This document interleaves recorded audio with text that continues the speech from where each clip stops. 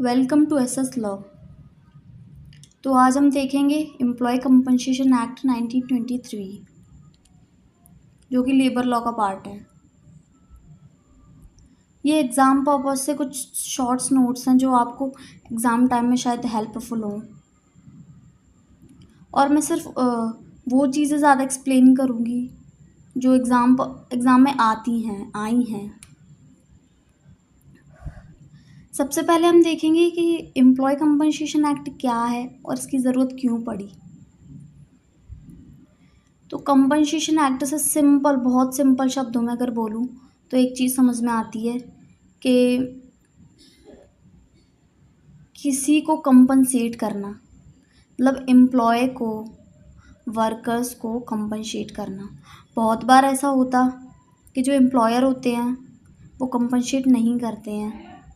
Like कोई employ है, उसको वर्क करते वक्त इंजरी हो जाए या बहुत बड़ा डैमेज हो जाए, उसकी डेथ हो जाए, तो पहले जो होता था कि उनको कंपनसेट ही नहीं किया जाता था। इसलिए ये कंपनसेशन एक्ट परमानेंटली लाया गया लेबर लॉ में। ये एग्ज़ाम पर्पज से कुछ शॉर्ट्स नोट्स हैं और हम सिर्फ वो चीज़ें देखेंगे जो एग्ज़ाम्स के लिए बहुत ज़्यादा इम्पोर्टेंट हैं। जो इस एक्ट में जो इम्पोर्टेंट चीज़ें हैं वो सब हम इस वीडियो में कवर करेंगे। तो सबसे पहले हम देखते हैं डॉक्ट्राइन ऑफ एडेड पैरिल 1923। इसका मतलब क्या है? डॉक्ट्राइन ऑफ एडेड पैरिल, जो कि एग्ज़ाम्स में 5 मार्क्स में भी आ जाती है। तो बहुत सिंपल शब्दों में बोलूँ कि एम्प्लॉय को कंपनसेशन करने के लिए कब लायबल होगा?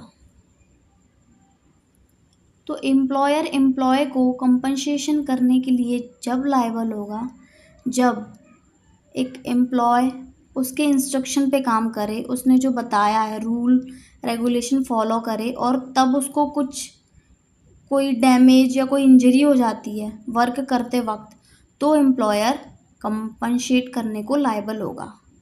बहुत ही सिंपल वर्ड में ये थ्योरी है, आप इसको बुक्स से देख सकते हैं और आप इसमें भी देख सकते हैं। बहुत ही मैंने सिंपल तरीके से एक्सप्लेन कर रखा है। अब इसमें एक एक्ट भी है,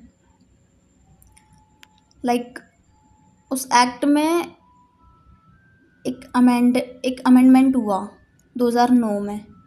नेशनल कमीशन लेबर 2002 ने सजेस्ट किया कि जो वर्कमैन है उसको जो वर्कमैन, पहले जो शब्द होता था हम वर्कमैन यूज़ करते थे, उसको इस अमेंडमेंट के थ्रू एम्प्लॉय कर दिया ताकि कोई भी जेंडर अनइक्वालिटी ना हो। नो जेंडर अनइक्वालिटी, सब जो भी है मेल फीमेल सब एक ही चीज़ में आए कि ये शब्द यूज़ ना हो। तो इसको अमेंडमेंट किया 2009 में और इसको वर्कमैन टू एम्प्लॉय कर दिया ताकि all are equal, no gender equality. इसमें 5 शेड्यूल, इस एक्ट में 5 शेड्यूल बताए गए हैं।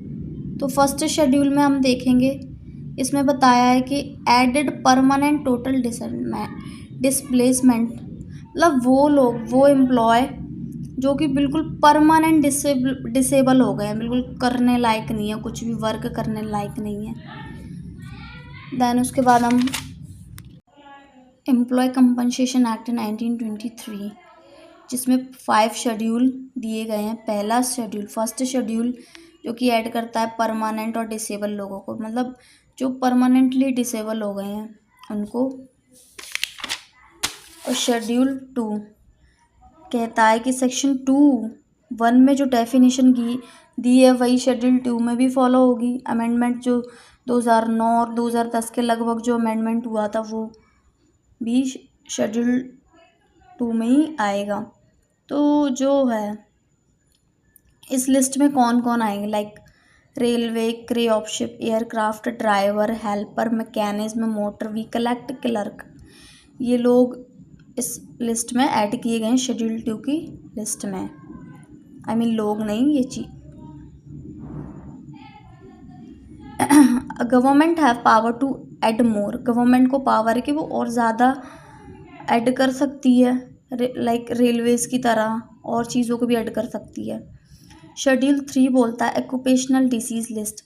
शेड्यूल 3 ऑक्यूपेशनल डिसीज लिस्ट को एक्सप्लेन करता है। Schedule 4 factor to give compensation, ऐसे फैक्टर जिसमें हमें कंपनसेट करना होगा वो फैक्टर शेड्यूल 4 में एक्सप्लेन किए गए हैं। सेक्शन 5 डिपेंड ऑन सिचुएशन, मतलब सिचुएशन पर डिपेंड है कि क्या। एम्प्लॉय कंपनसेशन एक्ट 1923, इसकी एप्लीकेबिलिटी, ये किस किस पे अप्लाई होगा, किन किन पर ये अप्लाई होता है। एम्प्लॉय वर्किंग इन फैक्ट्री, मतलब वो लोग जो फैक्ट्री में काम कर रहे हैं, माइंस में या कंस्ट्रक्शन का या प्लांटेशन का या ऑयल फील्ड में काम कर रहे हैं, उन पर ये एक्ट अप्लाई होगा। रिक्वेटेड फॉर वर्किंग अब्रॉड शेड्यूल 2, मतलब विदेश में काम करने भेजे, मतलब वो लोग भी जो कि विदेश में काम कर रहे हैं, कंपनी के थ्रू जाते हैं। जैसे आपने देखा ही होगा कि बहुत सारे लोग कंपनी के थ्रू विदेश भेज दिए जाते हैं, वो सब भी उन पर भी ये एक्ट एप्लीकेबल होगा।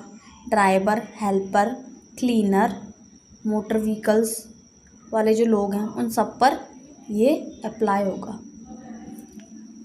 किस पर ये अप्लाई नहीं होगा, तो आर्म फोर्स, आर्मी, इन सब पर ये एक्ट अप्लाई नहीं होगा। और ये आपने नॉर्मली हर बारी हर एक लेबर लॉ के जो एक्ट है इसमें ये जो शब्द, ये जो लाइन है आर्मी पे ये